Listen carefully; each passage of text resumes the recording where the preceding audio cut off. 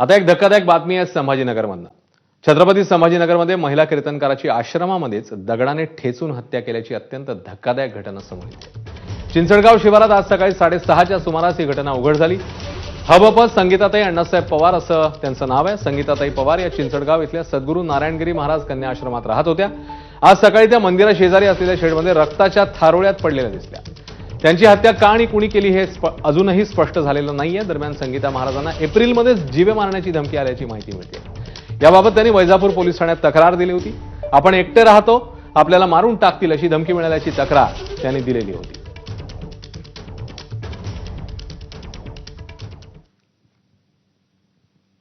तर संगीताताईंना 3 वेळा जीवे मारण्याची धमकी देण्यात आलेली त्याच्या वडिलांनी अशी माहिती दिली आहे। तर महिलांसाठी त्यांना काम करायचं होतं अशी भावना त्यांच्या भावाने व्यक्त केली। राहायला खोली बांधायची होती, तर ते त्यांनी शेजारचे जो पूजा करतो त्यांचे घरचे लोक सगळे आले। ते म्हणजे इथं बांधायचं नाही, प्रोटेक्शन दुसरे जाऊन अर्ज दिला। मग त्यांनी पोलिसला बोलून घेतलं, पोलिसने त्याची समज घातली। मग नंतर आम्ही बांधकाम चालू केलं। पण ती पाठी मग दम देत होते लोकांजवळ यायचं।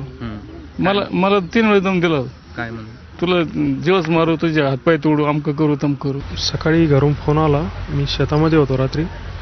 तर मी इथं धावत आलो, इथं बघितलं तर अवस्था बघून एवढंच बघितलं। जास्त त्या स्वतः राहत होत्या आणि पुढं तेच महिलांसाठी शिक्षणासाठी ज्या मुली आहेत वारकरी संस्थांमध्ये कीर्तन करण्यासाठी प्रभावी वाढावी त्यांची संख्या, त्यासाठी ताईचा प्रयत्न करणार होत्या आणि मुलींना शिक्षणासाठी ठेवायचं होतं।